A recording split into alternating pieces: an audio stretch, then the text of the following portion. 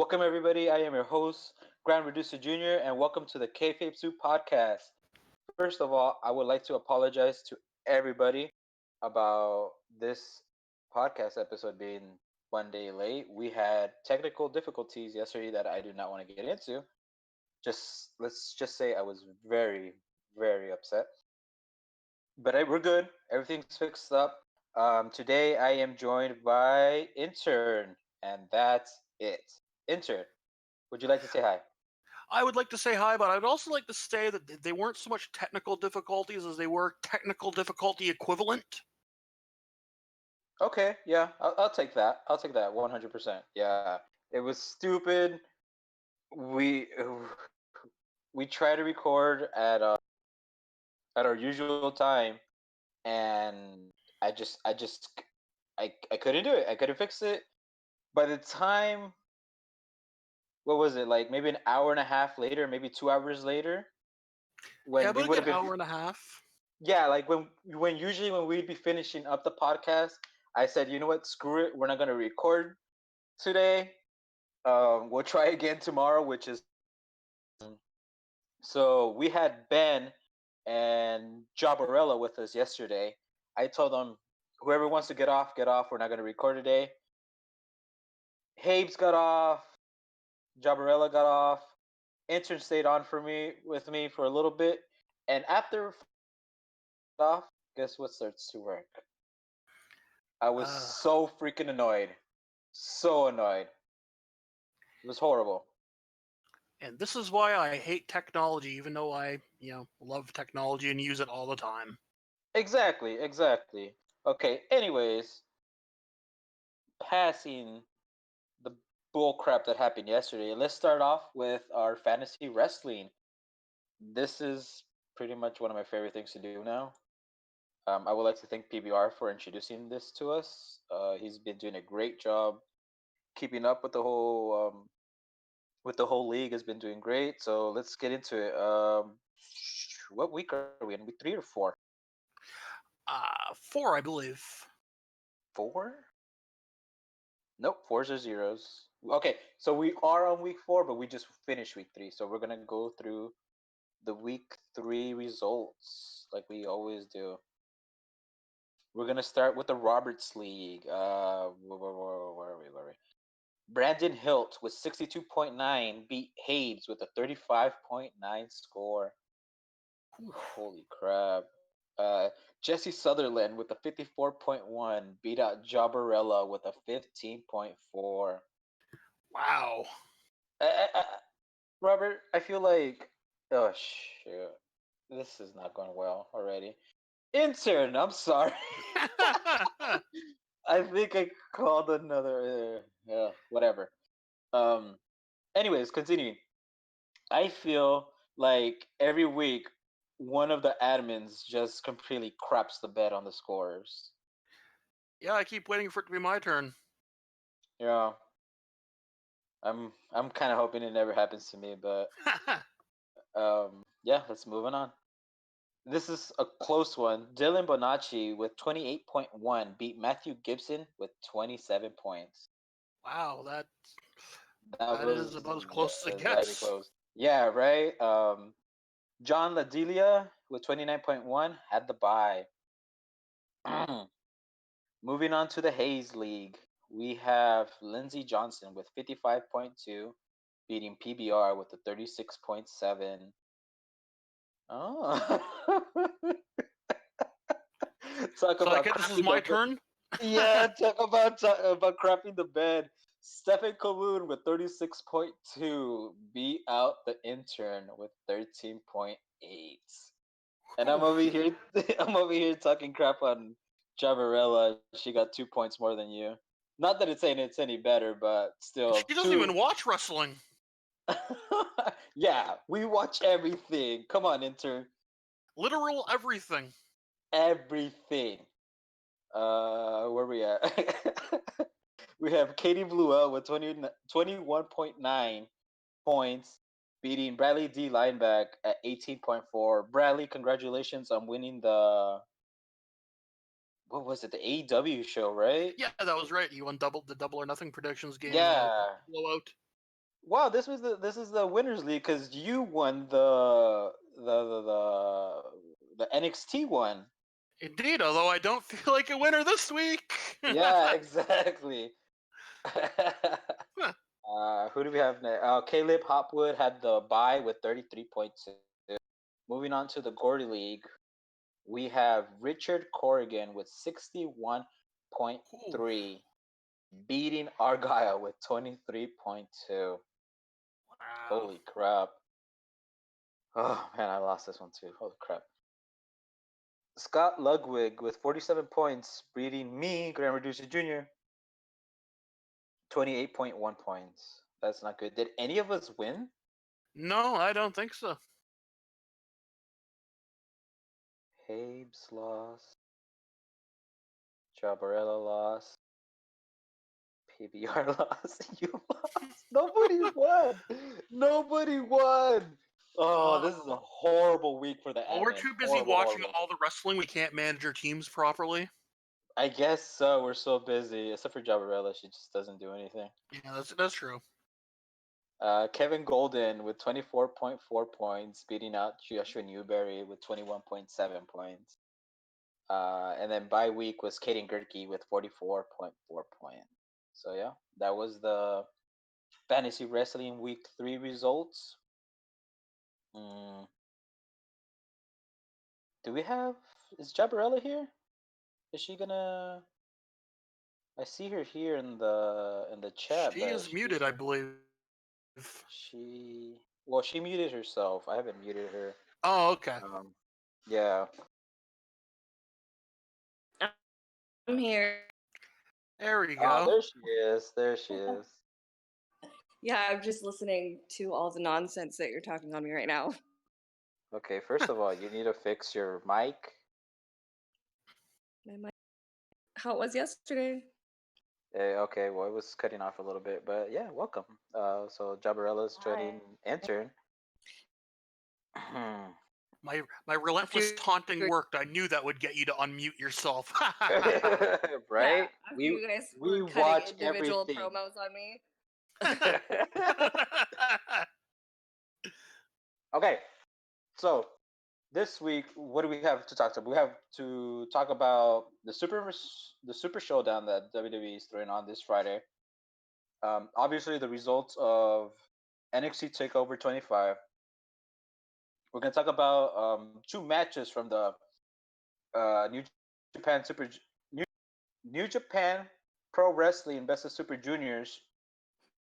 There's two matches I want to talk to about. Obviously, it's going to be the Juice Robinson versus Jon Moxley match, and then the finals, Will Ospreay versus Shingo Tagaki. But we could get into that later. First, let's get into NXT Takeover 25. I just want to say it was a terrible show. I hope none of you watched it, and I can't even say that with a straight face because it was great.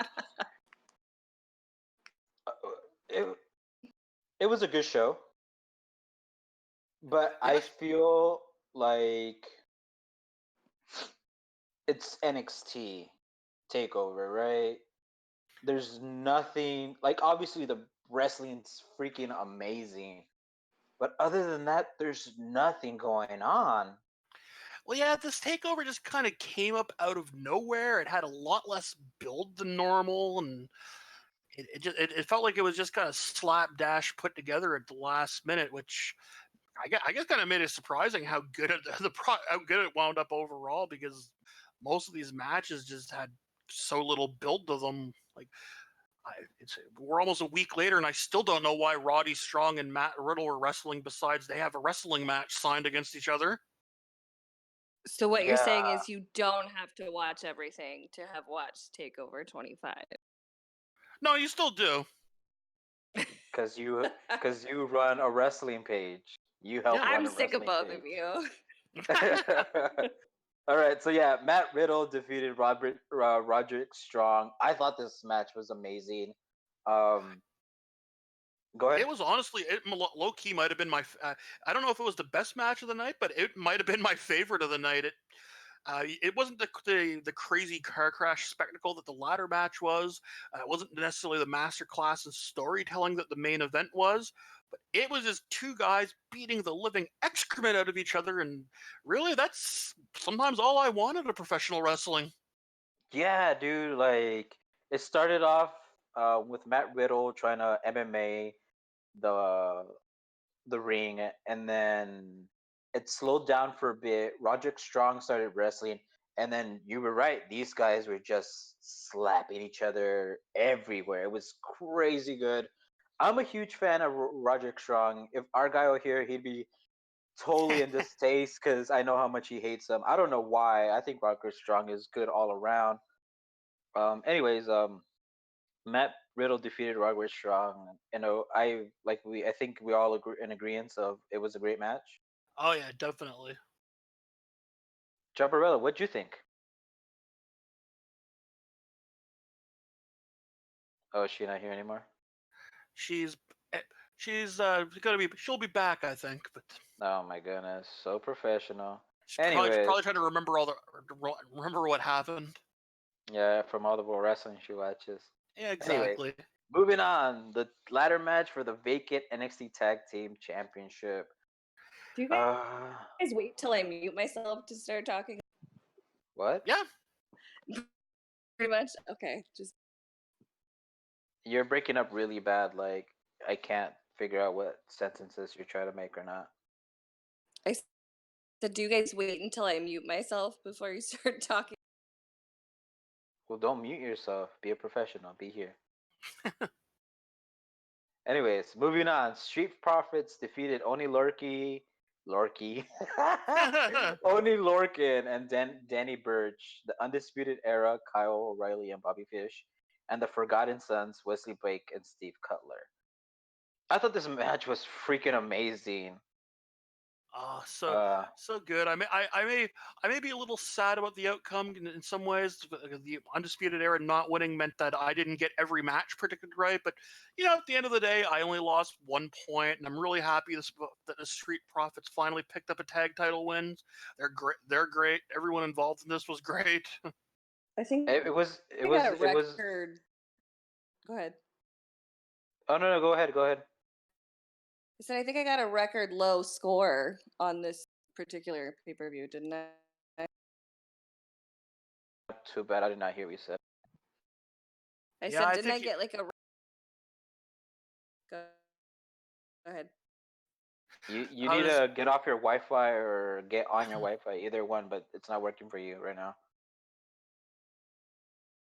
This is we're going back to the first podcast that we did where we were having a lot of technical issues.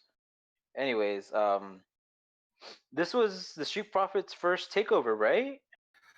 it feels like it. Yeah, it's like they've only done pre-shows before, I think. Yeah, I think out of the whole predictions game,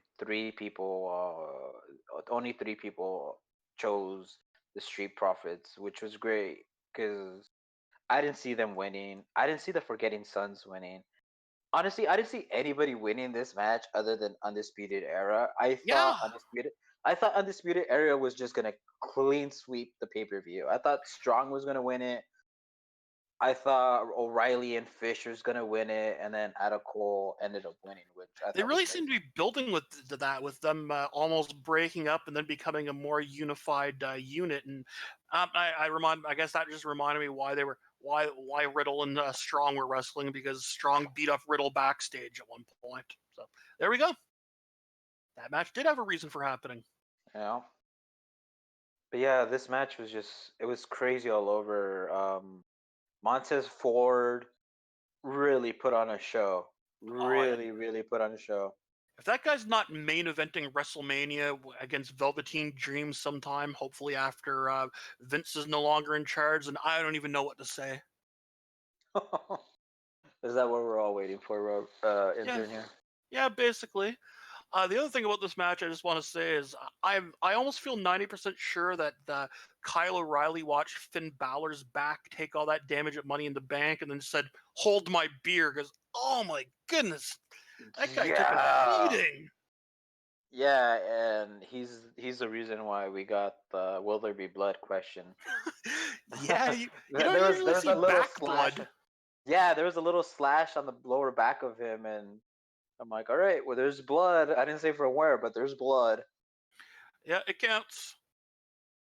Yeah, the Forgotten Sons, they were not liked. Every time they were getting close to the belt, just boos rained on Especially when them. Jackson Riker came out and did his big useless man interference bit, and Yeah, that's Gunner from Impact, right? yeah, that's correct. I did not know that until maybe like 2 days after Takeover happened. I'm like, wait, I know. Oh, I'm sorry, I got the hiccups. Whew. Um, I'm like, I know this guy. I just don't know from where. And I think I was on Reddit or something, and somebody mentioned his name, and I'm like, that's him. And I legit looked it up, and I'm like, yep, that's him. I was very surprised. I thought the guy died or something. I don't know. Just kidding. Now he just um, got forgotten. yep. I see what you did. Messages. What do we have next? We have Velveteen Dream versus Tyler Breeze. So glad to see Tyler Breeze get back in NXT and actually getting treated like a god by the fans. Yeah, it was. It was great having Tyler Breeze here. Um, I posted up a picture on the page of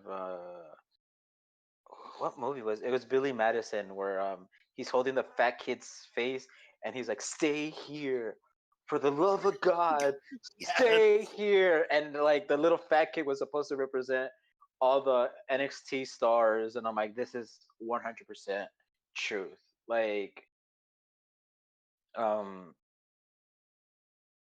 a lot of the people don't know how to they don't know how to be treated up in on the main roster, and it did a lot of them go to waste. Tyler Breeze was one of the examples. He comes yes, back sir. for a match, and it's freaking amazing. And who's a more perfect opponent for him than the Velveteen Dream, which is almost like a Pokemon evolution version of Tyler Breeze after certain conditions are met. Yeah, that's a good way to put it. Yeah, but yeah, great match. The storytelling was great. I love how they ended it, even though I thought it was mentioned that Tyler Breeze is now NXT talent again, but Yeah, the way they finished it is kind of like a one off. Like, all right, you're gone. or at the very least, just blowing off that particular rivalry, and hopefully he can move on to something different. And Where would you put him next? that's a good. I don't know yet, but hopefully someone that he could actually beat, because that's something that we haven't seen enough out of Tyler Breeze. And when he was in NXT, was him actually getting big marquee wins. Is he gonna become the next Ono? He pretty much was that before. No, but I mean, like now that he's back, is he just gonna is that gonna be his new role? I hope not, although I could kind of sadly see it happening. Yeah, I was we were talking about this earlier, and I asked what happens when Fandango comes back. What do you think would happen with with that? Do they just separate them, and is Yeah, that I guess it, or what happens? either they separate them or we get Fashion Files 2.0 and they just disappear again because Vince. Because Vince, pretty much, right? I know Fandango said well, it might have been on a WWE exclusive interview that he wants to come back and come back more serious. They could do something with that. I mean, then again, he could come off as being like the next Mojo Rawley, where he cuts promos and for in a dark room for like what feels like 18 months, and then never shows up afterwards. Yeah, I.e., the role Aleister Black is filling now. dude, I forgot about him. Yeah, it's pretty easy to. He only shows up for like 2 minutes at a time on SmackDown TV to cut terrible William Shatner esque promos where he talks like this. Kind of like the that announcer from AEW. Oh my goodness, it's like Bray Wyatt and Alex Marvez mixed together. All right, I'm gonna give this one more try. Can you guys hear me? We can. Perfectly. I can. That's Okay, excellent. beautiful. Because just in time to talk about my husband, Tyler Breeze. Was there an official announcement that he is NXT talent that I missed? That's what Triple H announced. Just online, or was it in Was a it on a post? media call or after NXT, or I'm trying to remember when it was. See, then that disappoints me that he didn't actually come out victorious on this match, because I think that would have been the perfect feud for him to kind of go back and forth, and then Velveteen could have still come out as besting him in the end of a series. It would have been the smart decision to reintroduce him to NXT instead of making it seem like a one-off is how it was. And then are we going to talk about the wardrobe, because you guys know that bothers me. I was gonna leave that to you personally. Yeah, we could give you a minute of wardrobe and go. A minute of wardrobe hatred. Go for it. Well, in this match, I loved Velveteen Dream's overall gear, but it just bothered me that his pants didn't fit. Just everybody's chonies, as we call them, didn't fit. I know in the first match, I swear I thought I was gonna see someone's ass by the end of the match, and then Velveteen, his under chonies, his blue ones, were coming out the whole time. He kept having to pull them up, and it makes it difficult. I know that you guys think it's the weirdest thing in the world that I have such an issue with this, but their gear is part of their character. So like, if Velveteen is over the top and so, I don't know, I guess fashion forward is his kind of thing, to see just his like jock strap underneath, it's just, it kind of kills it for me. So I think that's why I have the biggest issue with this. No, I agree, and I think I guess I didn't have this problem with NXT or any of the wrestlers NXT.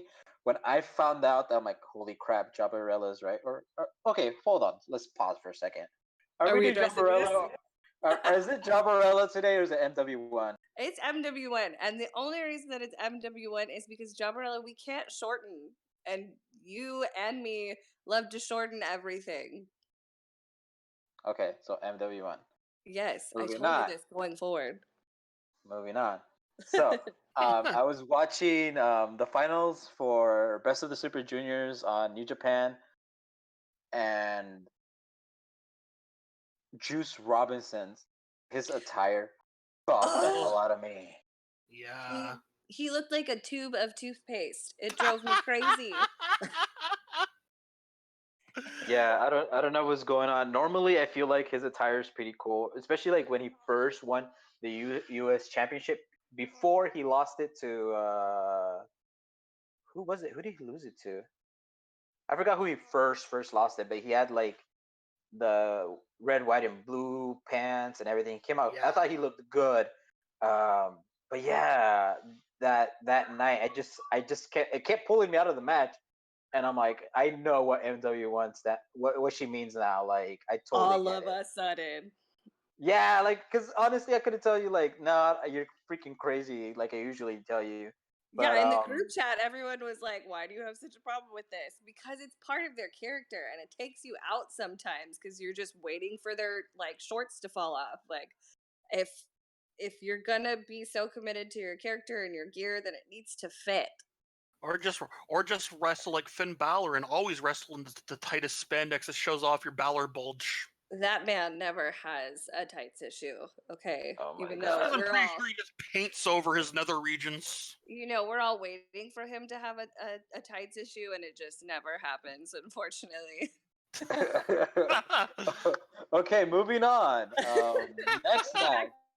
Back to Velveteen and Tyler Breeze. That's kind of how I knew Tyler Breeze wasn't going to come out on top, because he wore all black.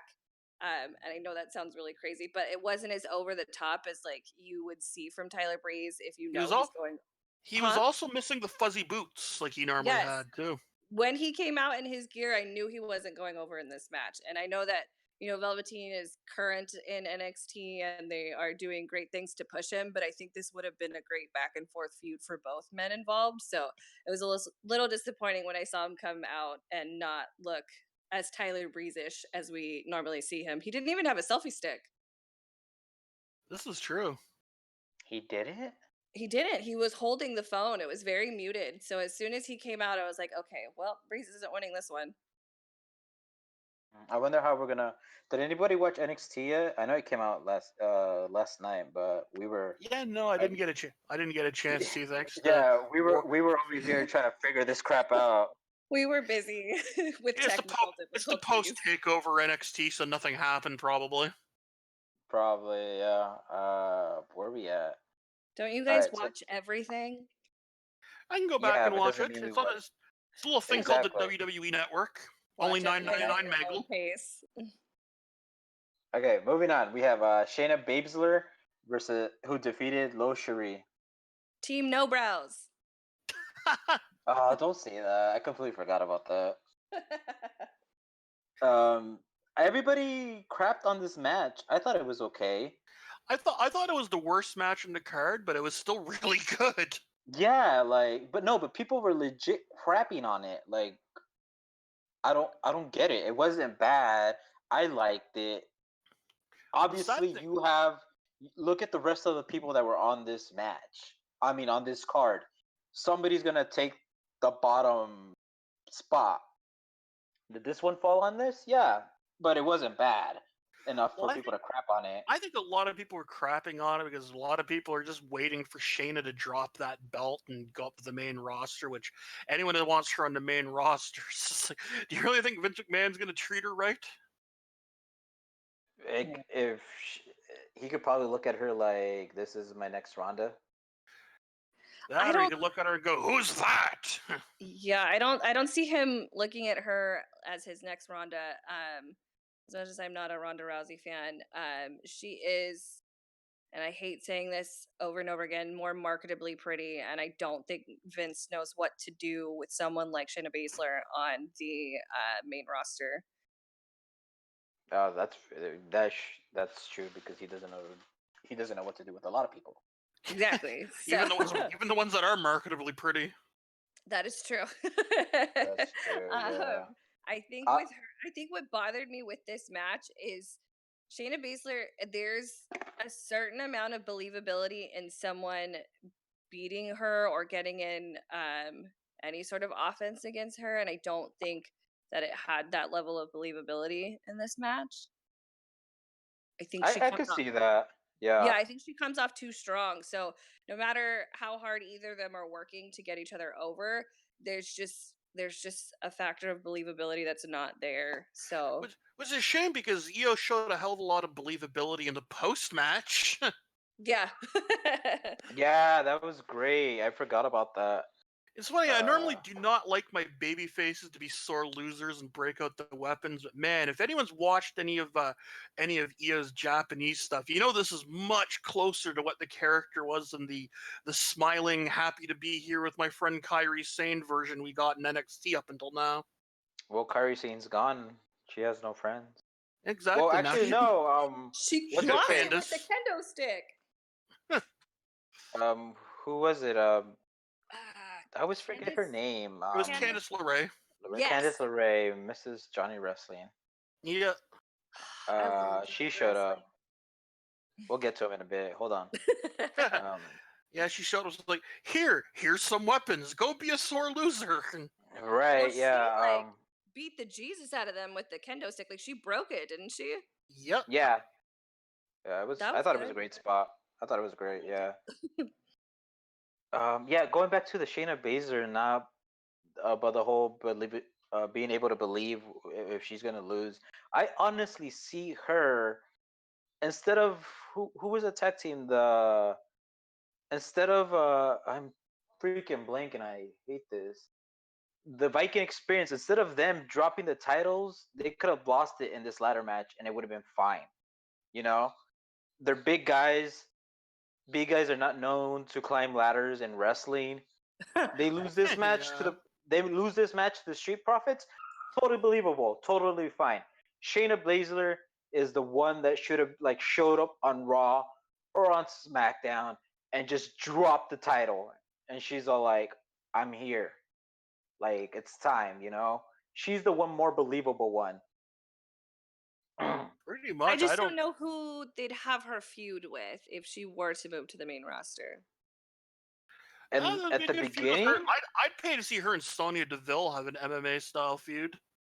that'd be good. I'd say Ruby Riott just to get her on TV. I miss Those her. are the names that I'm thinking, but do you really think that those feuds would happen? Do you think that WWE would book those? Yes, to Goodness, feed what? Shayna. What? To feed Shayna, yes. I feel like we have a very different understanding of what they do on the main roster. The only I mean, one that I've seen them book strong and keep strong, regardless if they win or lose, is Nia Jax. But the rest of them, they just refuse to do anything great with them. I don't know if they refuse or they just don't know how to book them strong, but that women's division is just getting lost in the shuffle. it has been. Yeah, especially So- if you're an Has been. iconic. Yeah, like WrestleMania happened and it just dropped in quality. I think the worst thing that could have happened to the Iconics is winning titles, because now they can't beat anybody. Iconic. I love them. I love them so much. Oh, they're fantastic. Do you love their voices? Yes. They get a lot of heat for that. Why? I love it. That accent. Wow. Yeah. The accent is great. I think it's the tone and the quality. It's the of their voice. shrillness. Yeah, it's very high pitched, which makes them difficult to understand sometimes. I don't even think it's the accent. No. I think I it's go I go on YouTube and I watch their videos and I love it. Oh, yeah. Hi Kayla. Did you guys watch that video I sent? Yes. It was hilarious. Like even back to their NXT days when they were bothering Kenta. I forgot Yeah. his NXT name. Hideo Itami. Oh, there you go. Hideo Itami, yeah. Like when they were just bugging him on the plane, on the bus, anywhere. It was straight laughing out of me. It was great. How did we get here? I don't know. Okay, moving on. Next, it was the main event. Adam Cole defeated Johnny Gargano, and everything's right in the world. Adam Cole's on top. I'm loving it. Finally, we get Bebe holding gold. He is a Right? beautiful man. And, you know, what did you think of this match compared to their last takeover match? Dude, I don't remember the last takeover match.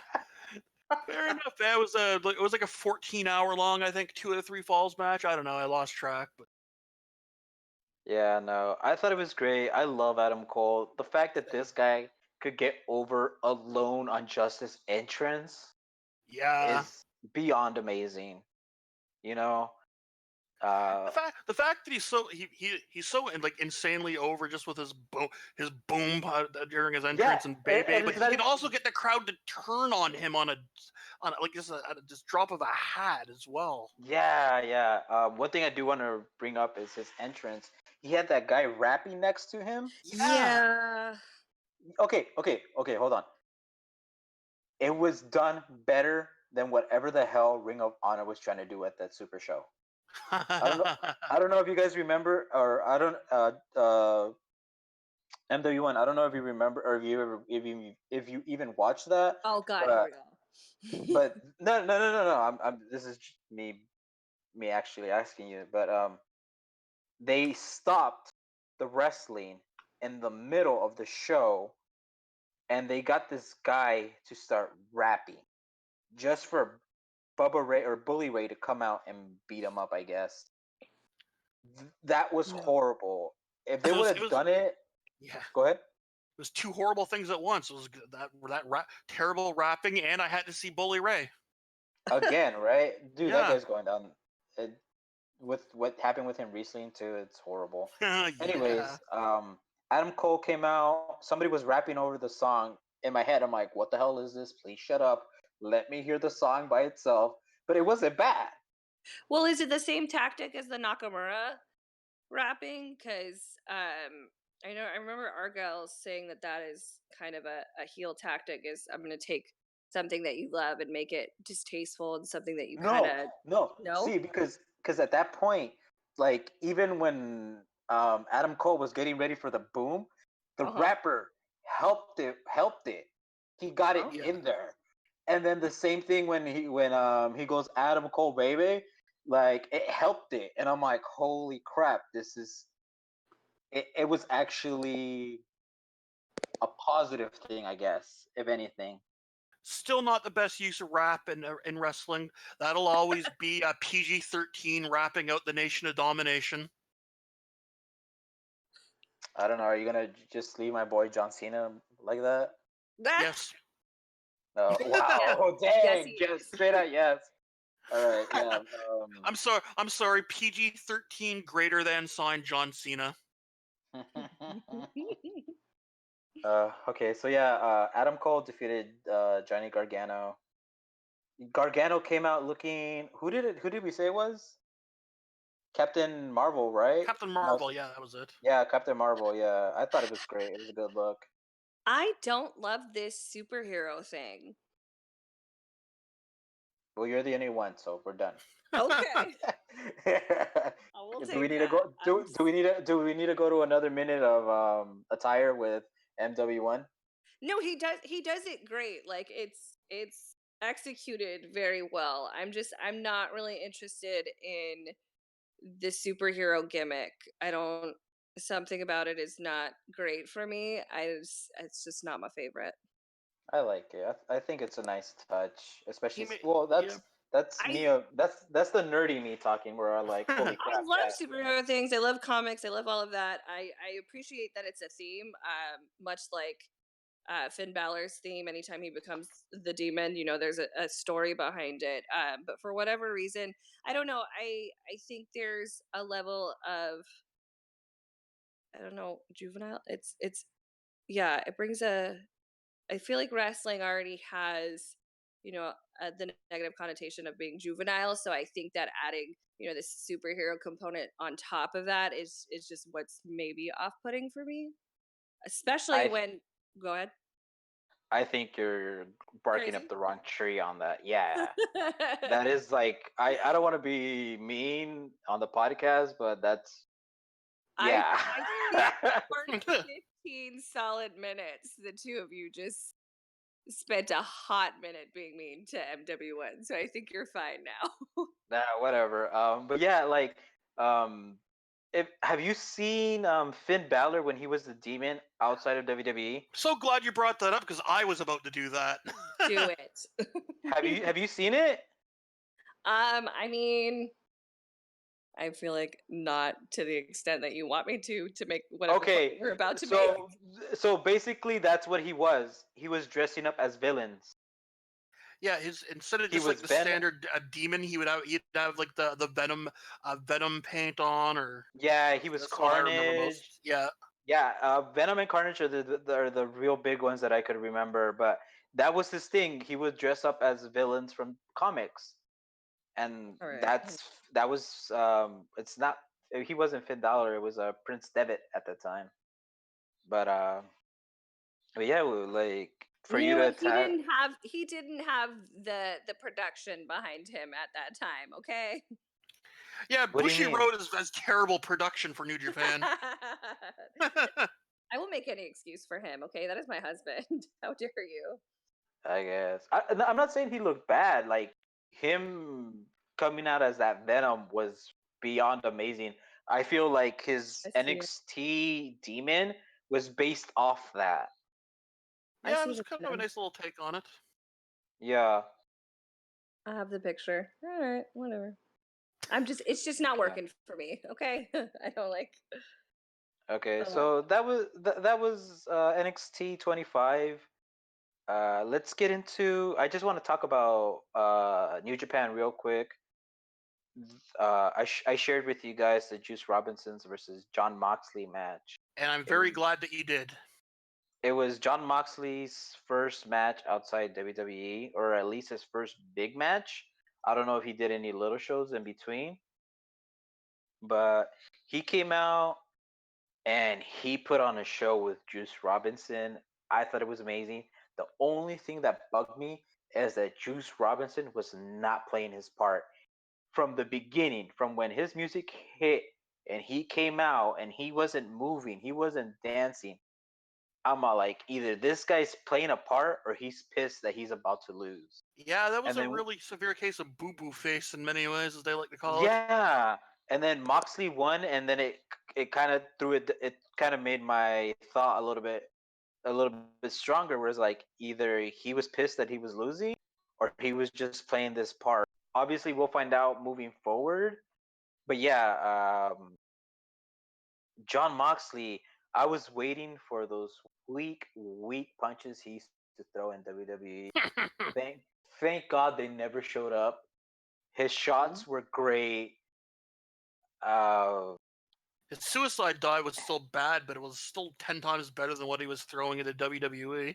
yeah, it didn't look like he was just like barely touching him, and then that was Exactly. it. What else? Well, I think Habes uploaded a picture of him biting Juice Robinson. yes. Ugh, That was amazing. I thought like he actually had a piece of his skin in his teeth. that was foul. Yeah. Robinson hurt himself pretty early on. I remember him jumping off of something, and when Moxley, I don't think was aware of it yet or hadn't really seen it, and so the grunt of it kind of went to the refs, and then Moxley tried to catch as much as he could, and Robinson just hit his tailbone on the concrete, and Was this when he Well, jumped off the entrance? yeah, yeah, and he basically Oh jumped my- over Moxley. that Okay. was a 100% real injury, and you could tell that it affected him throughout the match because I have barely hit my tailbone like that before, and I could not sit correctly the rest of the day. Like it hurts so bad. So to jump like that onto concrete, I can't imagine how much pain he was in the entire match. There was a couple dives throughout this show. I watched the whole thing, and this was not the only time where the dive and the wrestler or the person that dived missed most of it. Oh, it was awful. It was awful, and a lot of people, like you said, they landed on their butt, and you could just feel the pain riding through your like when it happened to Robinson. I felt it. I forgot who else it happened to. I'm looking down at the list right here. I can't picture who it was, but yeah, they missed. And what? Uh, who was? I think it was an 8 tag match. But there was like 6 people on the ground ready to catch them, and they missed everybody except for like the last person. And I'm like, ow, that has to hurt. Yeah, as soon as he landed on his tailbone, I think I like jumped off my couch because I was like, "Oh my god, this man is in actual pain." And then right after, I don't remember what Moxley did, but I know that he was working on that particular portion of it, and I was like, I don't even know if this man's gonna make it through the entire match. 'Cause, like, Made it all the more so painful. cringeworthy when he went to do the cannonball through Moxley into table, and he kind of went over Moxley a bit, and the table didn't break, and I'm just Yeah, see, like oh. even It was the awful. tables weren't selling. Like yeah, like I think there was 2 tables, right? There was Yeah. 2 tables, and each one got 2 spots. Like the first one, because even I think Juice Robinson screamed out like, "I'm gonna break this effing table" or something. Yeah, and then yeah, right before he yeah. powerbombed Moxley through it. Yeah. Screamed, we're gonna break this mother effer, and I was like, oh, Yes. okay. Yeah. That's New Japan. They cost a lot. You know that's showing up in a table, one of the Botchamania table segments. Oh, for sure. But then the ending happened. Moxley went for the dirty deeds, or I guess it's just a double underhook DDT here. Juice Robinson kicked out, and then a little bit happens, and Moxley goes for, what did you call it, intern? An elevated double arm DDT. I think he got the announcer screamed something about the Death Rider, so I don't know if that's the new name of this move, but Yeah, that's right. That's right. That's another thing. I don't know if they were calling Moxley Death Rider or if that's the name of his new move. But yeah, the elevated double underhook was great. I saw it. I was at work, by the way. I was watching this at work Just on my being phone. employee of the month. I got evaluated today for the last year. Out of 5, I got a 4.6. So Man. employee of the freaking Excuse year. us. But yeah, I was watching the pay-per-view. He hit that elevated, and my mouth dropped. I'm like, holy crap, that looks so much better than Dirty Deeds could ever look like, no matter how he hit it. But yeah, Moxley, new IWGP United States champion. There was a point where Robinson like dropped on the barricade with his legs spread, and I'm not kidding. When it happened, I was like, Renee's trying to have babies. What are you doing? I'm pretty sure Renee Young reacted by yelling, "Oh!" Poor thing. I'm sure she was like, well, there goes my children. You don't. No, do I want to get into this? Yeah, sure, why not? Get into it.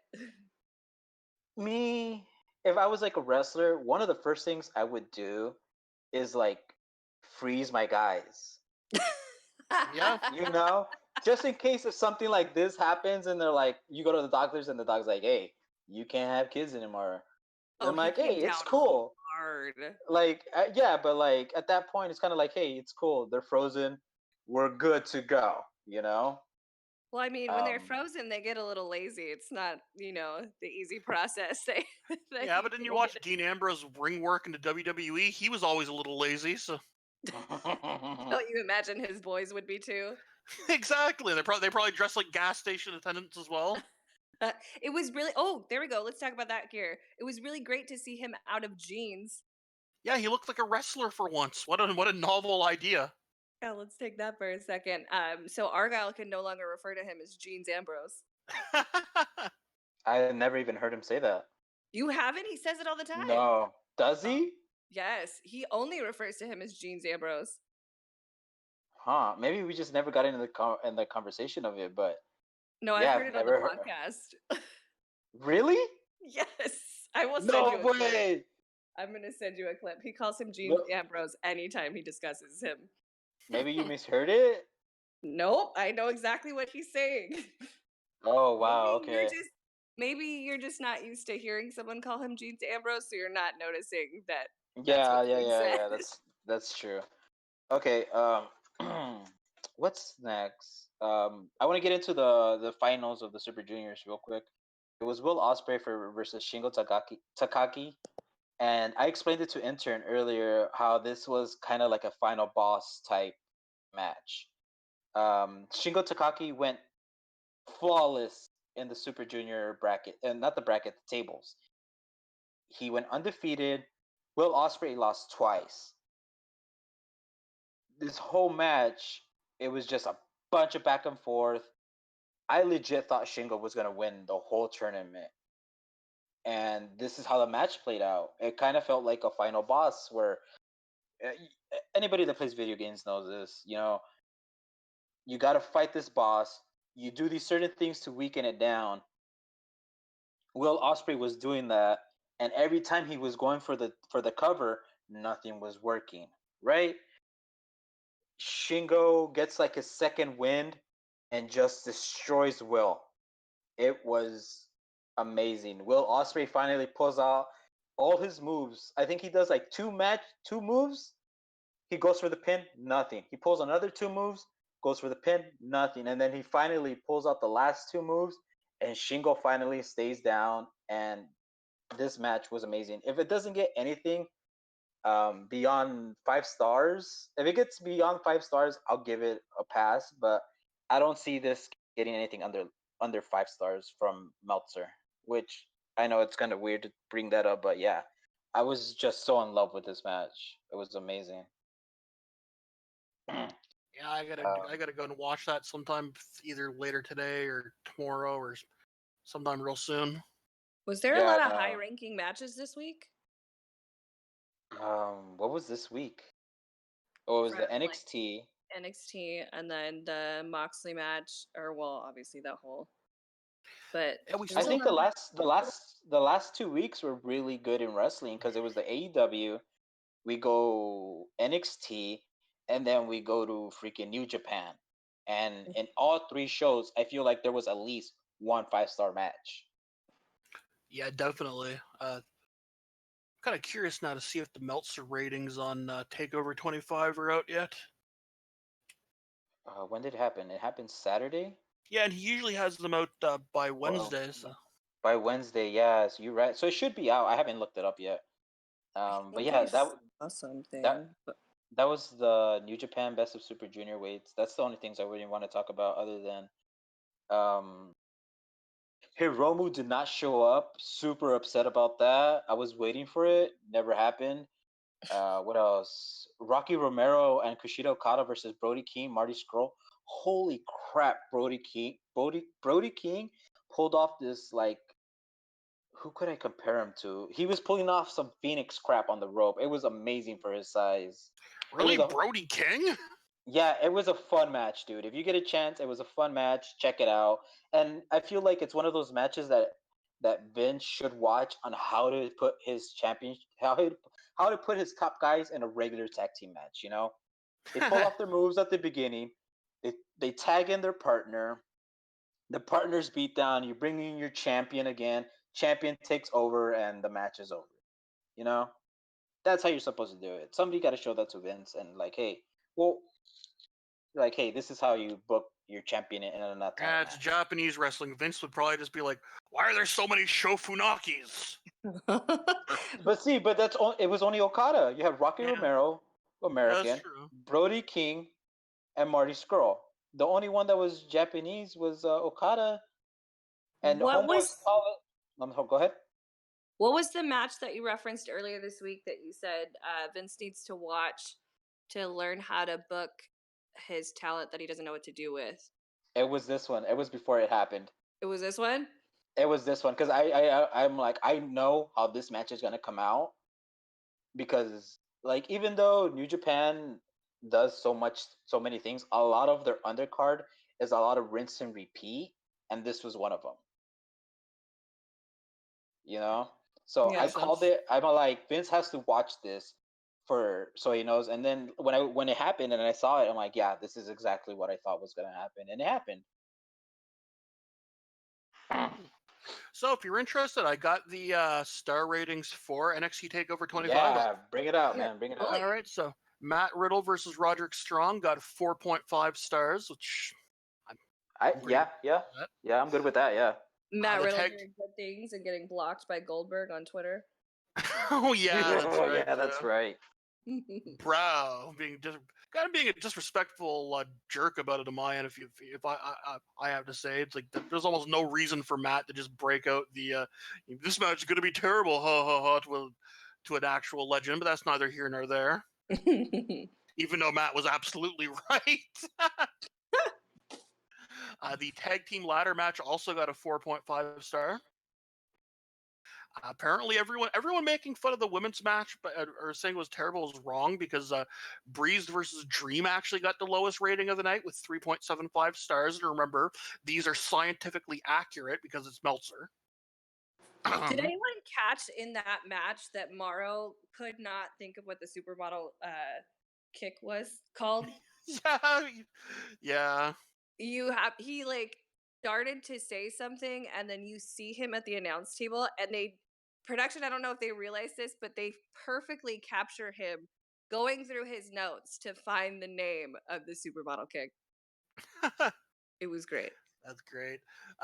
But yeah, the women's title match actually got 4 stars. And then Cold Gargano 2, 5.25 again. As again, you mean that happened for the first one? Yeah, the first one got a 5.25 as well. Really? Okay. For the historic first time ever for a WWE brand. Dude, Gargano's gold. Like, that guy is Mr. 5 stars. You have Cody Rhodes over here, the 3-star machine, and then you have Gargano, Mr. 5 stars. Yeah, pretty much. I kind of want to see him to have matches with main rosters guys. Let's see if he can get a good match out of, like, Baron Corbin or Bobby Lashley. No, see, like, okay, we call him that, but you also have to look at the people he's wrestling. Yeah. You know, God damn it. Yeah, I don't see him being in NXT and getting a 5-star match out of like say Kona Reeves or Jackson Riker, for instance. Yeah, like they've been smart on who to Booking. put Gargano with. Yeah, pretty much. Yeah. So do you agree with the ratings? Yeah. We have they're to. As Dave pretty good. Meltzer, they're I'll snark about Meltzer aside. No, those are pretty spot on, I think. So we agree Yeah. with Velveteen and Breeze being the lowest? I wouldn't agree. I don't know if I necessarily agree with that. I think the only real change I'd make is I might have switched my ratings for those two, the women's match and the Breeze Dream match, but that's just me. I don't know. I like it how it came out. And not that I say Breeze and oh my god, I'm blanking out. Velveteen was bad, but it's whatever. You know, all these matches got the rating. I feel they're okay. But yeah, whatever. I keep having to clear my throat. It's bugging the hell out of me. Get some water. I'm trying. I have water here. I've been drinking it. I don't know what's going on. All right. Let's run down Super Showdown. The name of this is bugging the hell out of me, by the way. Super Showdown happening tomorrow. In Tomorrow the is Friday. afternoon or morning, And the depending on where you are. Depending on where you're at. I think we have it at noon over here. Yeah, I think We 11 have or it at noon. no. I think It's I think the pre 11 a.m. Yes. That's my lunch break. The intern is going to be playing fighting games while that show's on, and I'm going to be better off for it. I'm gonna be at the movie theaters with my clients, so Nice. I'll probably watch it later that day. Okay. So we're just gonna run down the card. Who you think is gonna win, and we'll just finish off that. We have Triple H versus Randy Orton. Do I have to care about this match enough to pick someone? Yes. Okay, I'm going to say Orton. Yeah, I'm gonna go Orton. I want to say Triple H, but I'm gonna go Orton. Do you think Triple H is gonna put himself or let Randy Orton go over him? I think he's at a point in his career where it doesn't matter.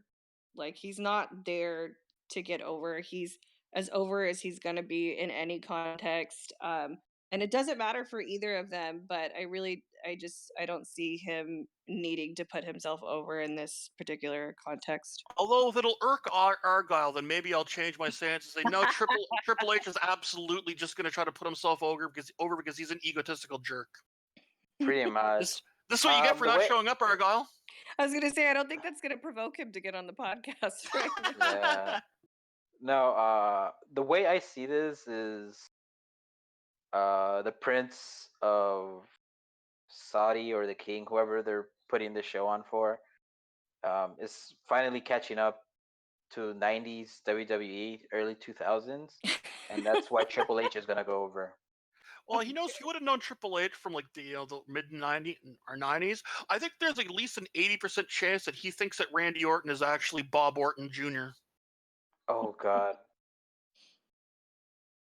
Yeah. Who else is on this match from back then? You have Goldberg and The Undertaker, and that's it, right? The rest of the guys are like from the newer generation. Yeah, other than Shane McMahon. Oh God. Yeah, that's right. Okay, so 2 for Randy Orton and 1 for Triple H.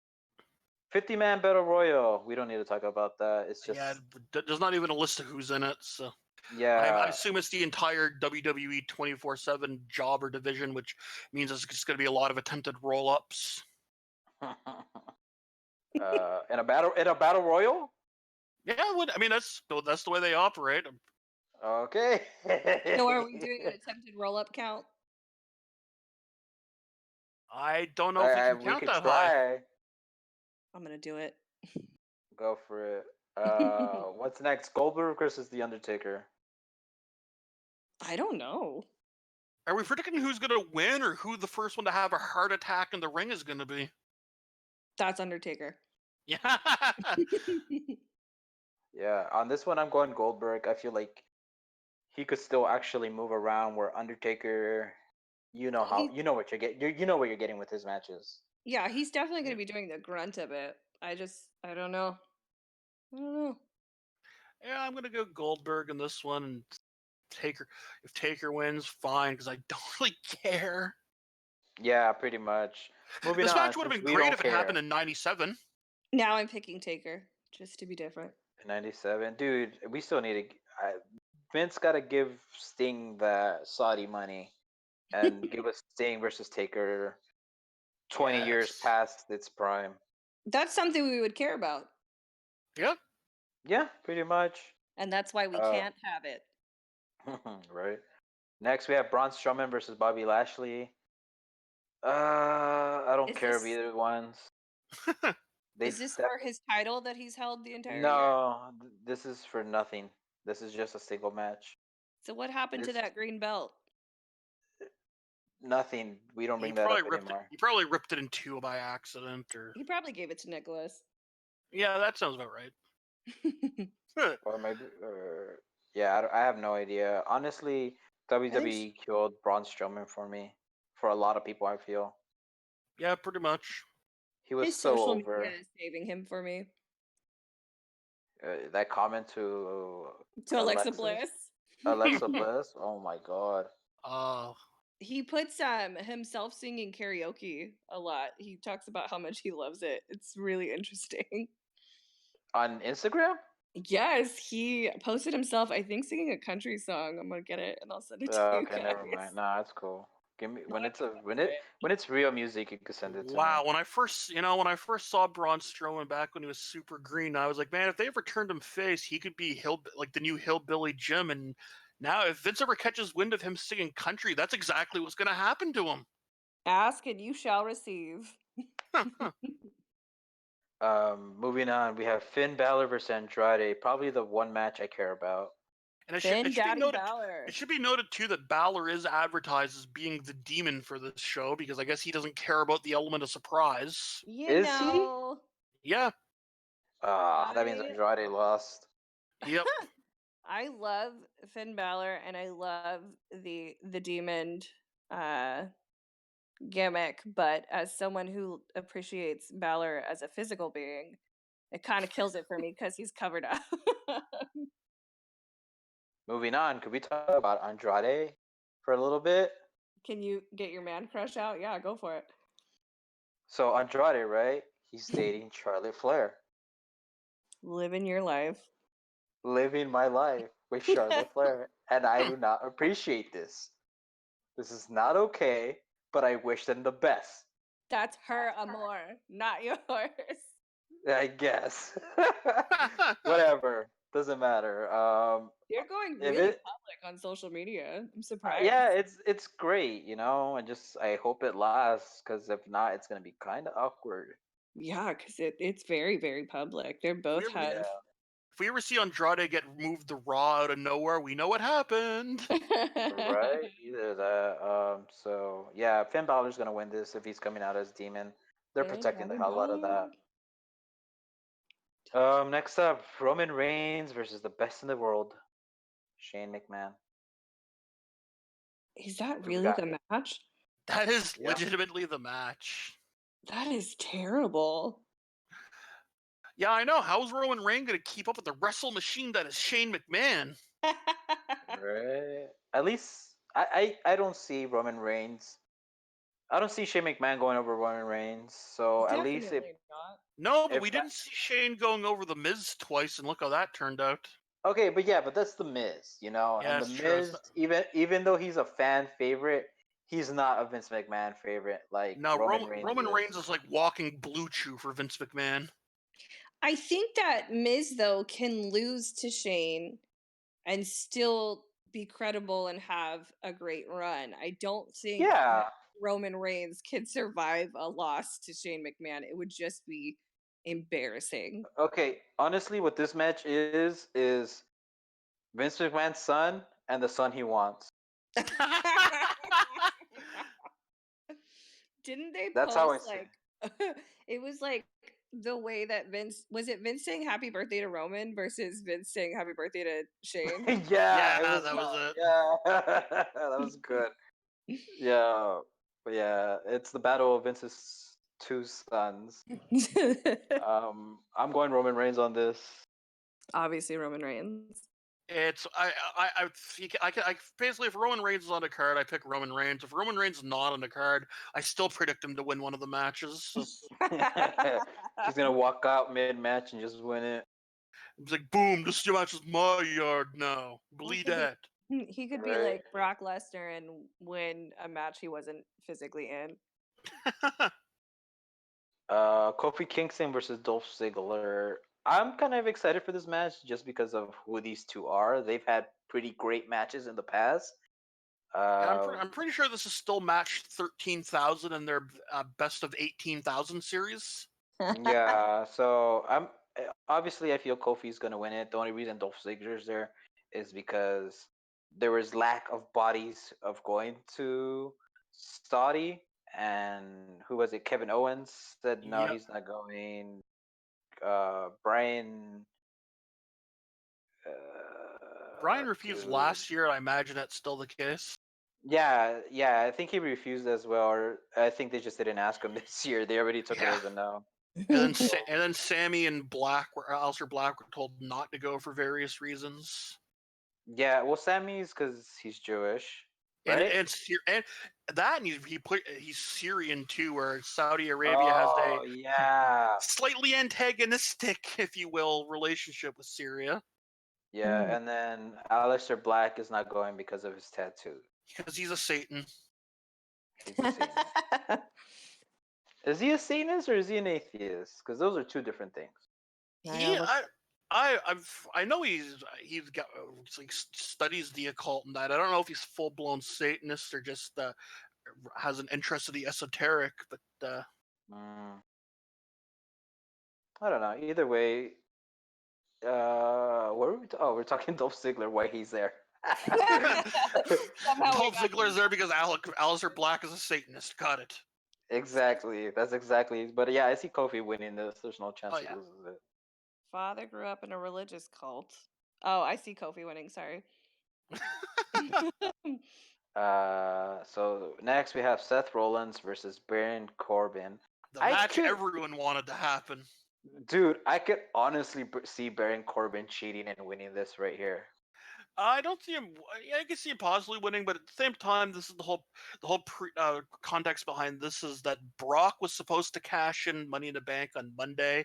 He beat the living crap out of Seth, and then just walked away saying he was going to do it on Friday. So like this match almost feels like it's just a backdrop for the Brock Lesnar cashing storyline. Dude, that storyline went to crap real quick, and they killed it by announcing it 2 weeks in a row that he's gonna cash in. And after the first time, I feel like you can't do that again. No, like no. we're not stupid, you know. Vince, you might think we're stupid, but we're not. And I don't know. We keep watching the product. Maybe he's on to something. We? Well, we watch everything. MW1. Do you want me to pull the recordings from podcasts again, where you say you don't anything? Because I didn't say no. I didn't say I didn't watch. I don't watch everything. I say I haven't watched everything yet. Number one, that is one of many times that you have said on podcast. Number two, you repeatedly say that you hate watching WWE product.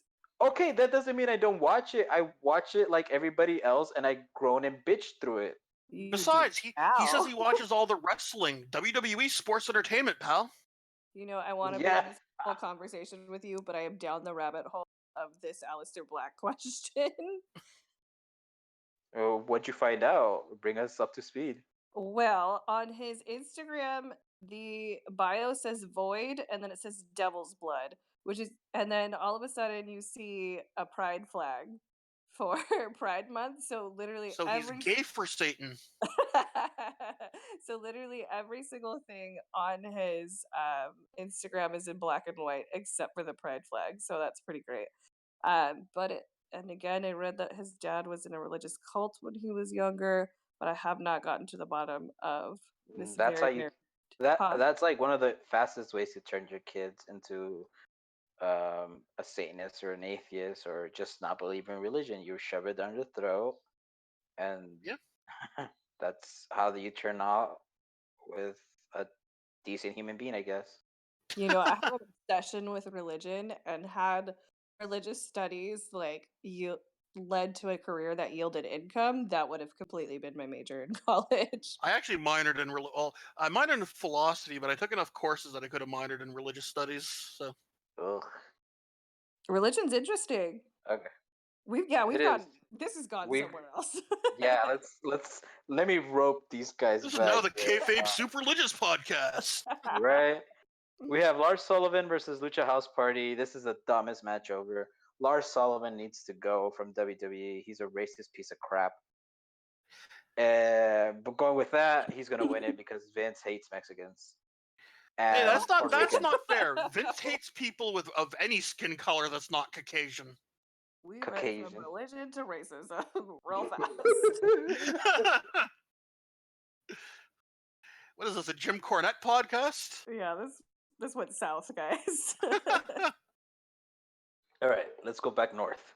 Okay. So yeah, Lars Sullivan's gonna win this. Yeah, there's no way he's losing this. Yeah. Right. He's gonna win his. How much did they charge him for his comments? 100,000. 100,000, yeah.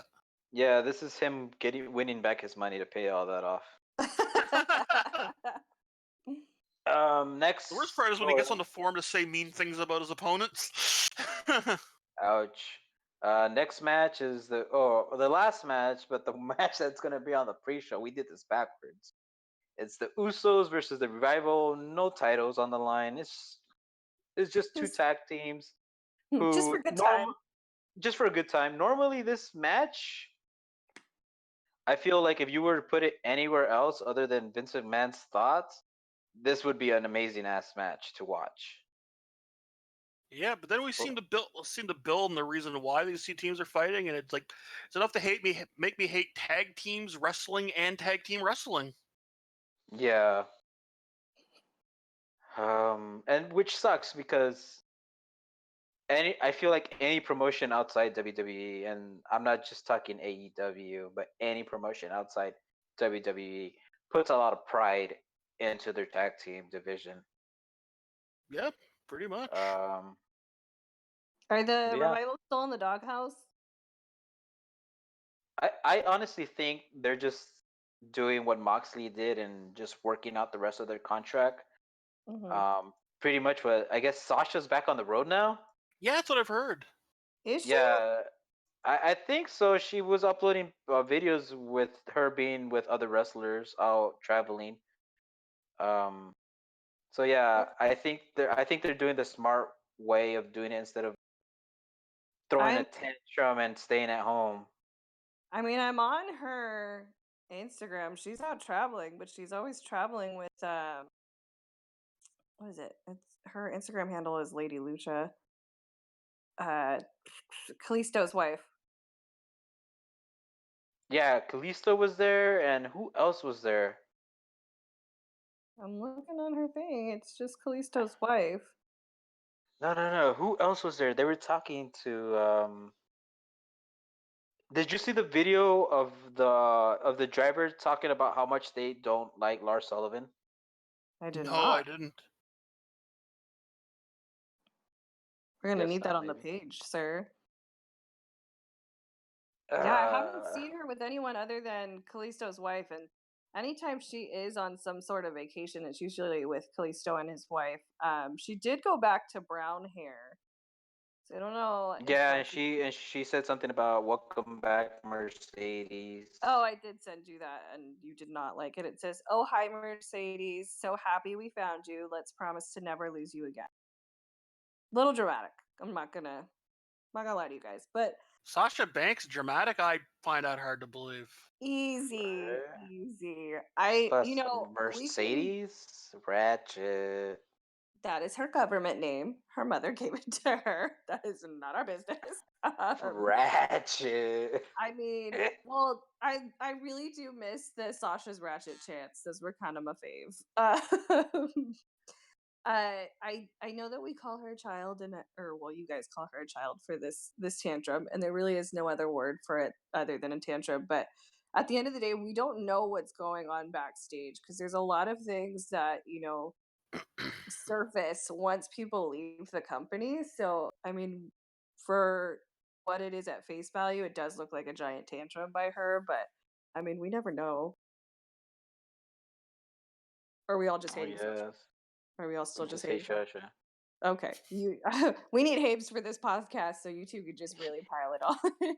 Hey, Hey, yeah, I was like, I go don't ahead. completely hate Sasha. I'm not like them. I'm somewhere in the middle. I acknowledge when she does good things, but also make fun of her for the botches because I make fun of everyone. Well, GRG, we had a discussion about where could she end up that she would be successful in, because she is really small, and I'm not going to acknowledge botching, but she might have some improvements to be made. So where could she Okay. land? Bacha Where could Banks could show up at AEW, and that's pretty much it. The only place that could give her any type of real, um, I guess, access to mainstream.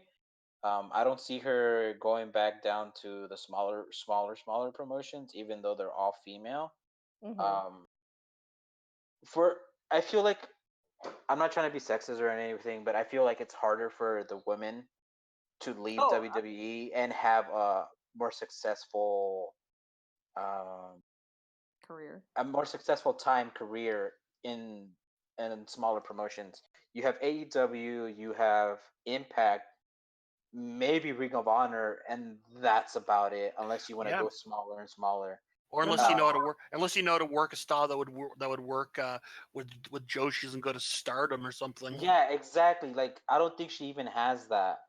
And they don't have, like, the guys. They don't have an option of a big promotion like New Japan. Yeah. Um, so yeah, where she could end up, Impact, Ring of Honor, or AEW. Or If if she is really bitter with the WWE, she could just wind up being Ryback's co-host, and they can curse Vince McMahon together every week. Nah, right back dug his own grave, dude. I Yeah, but mean, Sasha. if you listen to him, it's not that way, and he still a couple of years later, still finds things to complain about, and it's just like, oh, shut up, Ryback. Pretty much, dude. Yeah.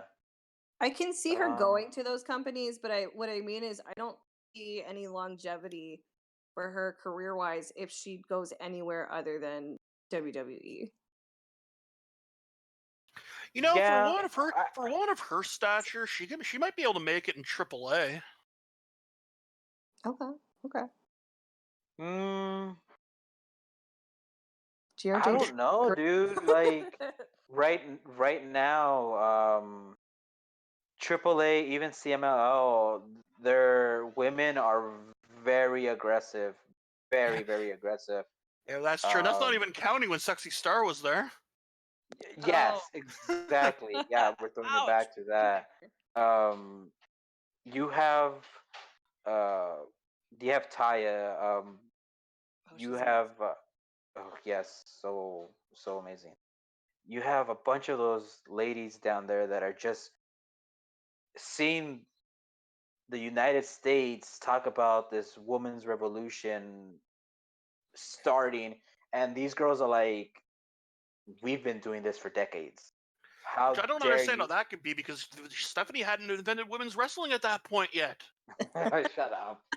Like, Intern's like they, purely here to troll the podcast.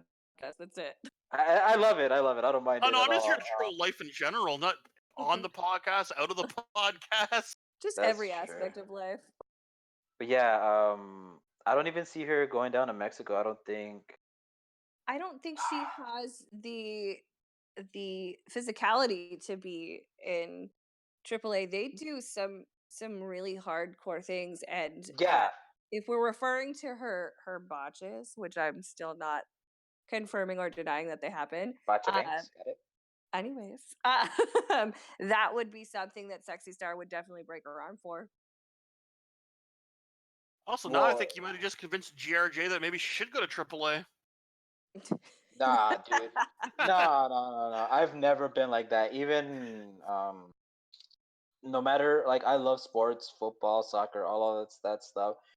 Even for my most hated teams, most hated players, I never wished harm on any of them. Yeah, no, exactly. And same thing. Like, yeah, I call her Bacha Banks. I talk a lot of crap, but at the end of the day, like, just how they're in there with each other and they're trying to protect each other. As a fan, I come the same way. I'm like, I don't need. Remember when what was his name? The one that jumped off the rope and broke his leg. Was that Sid?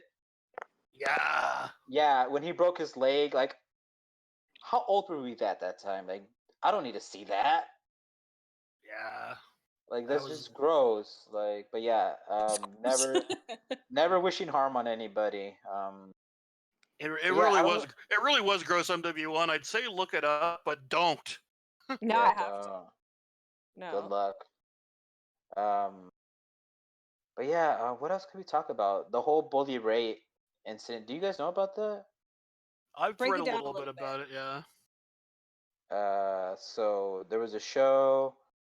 This one guy was mouthing off to Velvet Sky, and I forgot who the other one was. Mandy Leon. Mandy Leon, yeah, I and like her. Sorry. and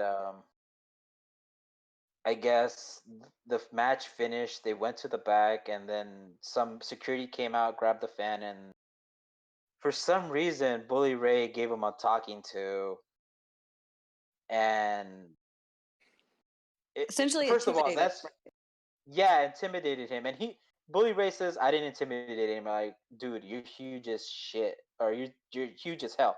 Like, I don't care what you say, you're gonna intimidate everybody, especially from the character that we all know you from ECW. That's intimidating as hell. And Just from a guy that was talking crap about your girlfriend. yeah, exactly.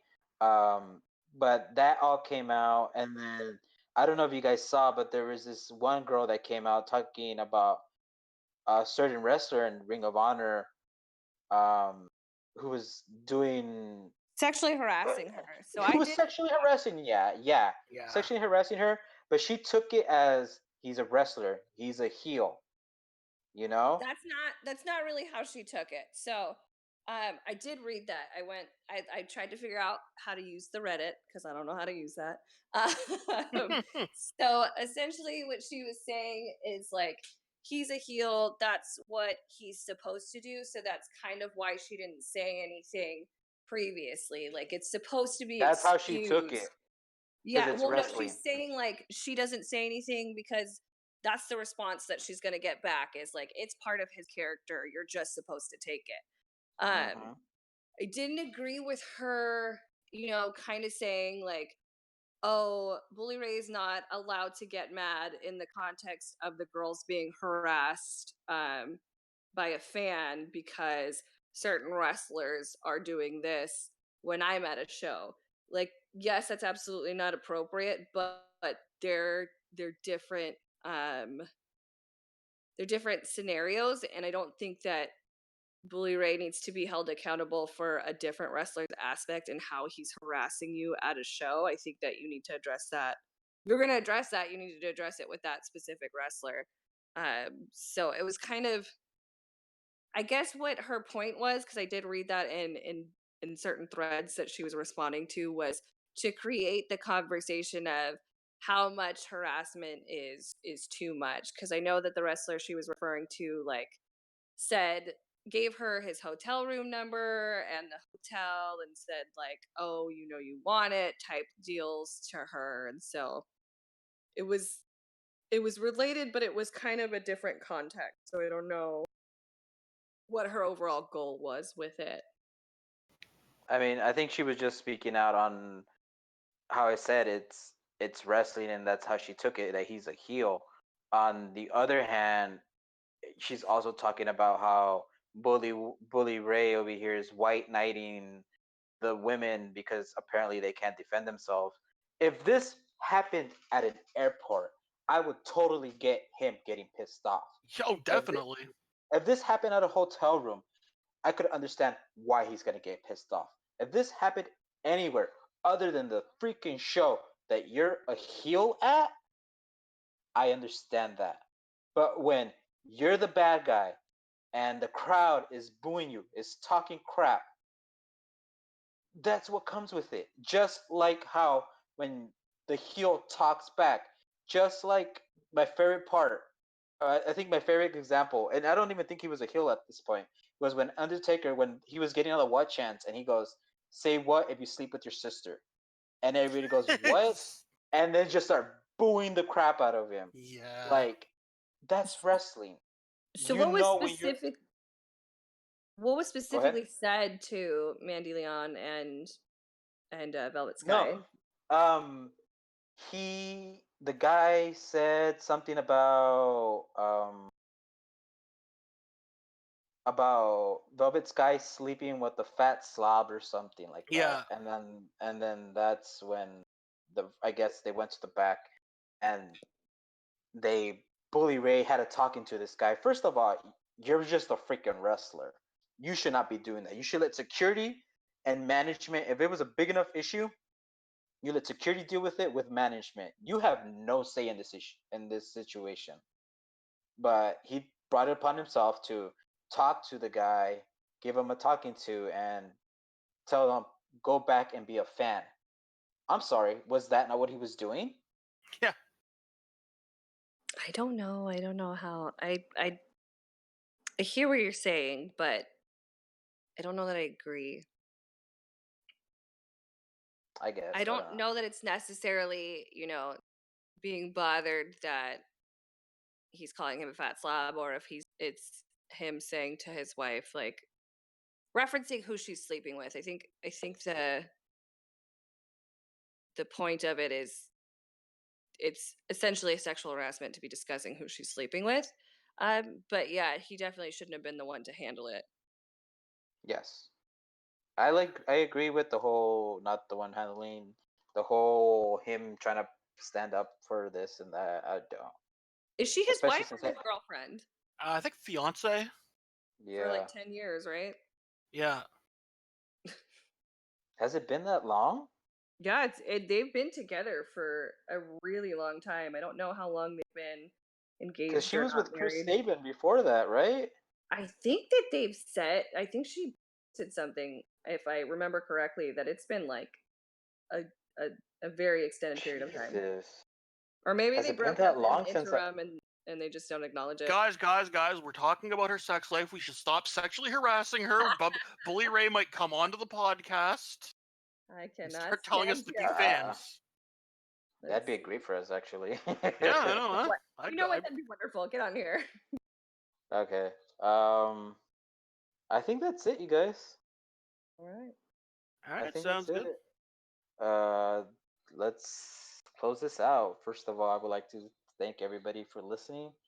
I would like to thank my co-hosts here, MW1 and the intern.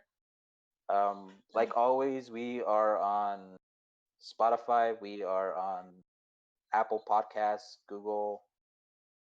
Is it Google Podcasts? Yes. I don't even remember anymore. We're on Anchor, we're on Stitcher, we're on everything. We're on YouTube. This goes up on YouTube as well. We're on Facebook, we're on Instagram. Habes and MW1 over here have been doing an amazing job. They've been putting in the work to get that up and running very, very well. We are on Pro Wrestling Tees. We have a couple shirts up. Go check that out. We have a Patreon. Go check it out. If you're not a Patreon yet, what are you doing with your life? Like, come on. Your time. Yeah, like get on this. You get chances to win T-shirts. You get a couple other things thrown in there. Go check it out. The links to all that is in the profiles. Thank you so much once again for listening. Would you guys like to say goodbye? Goodbye. Thanks for listening through my technical difficulties, guys. Top guys out.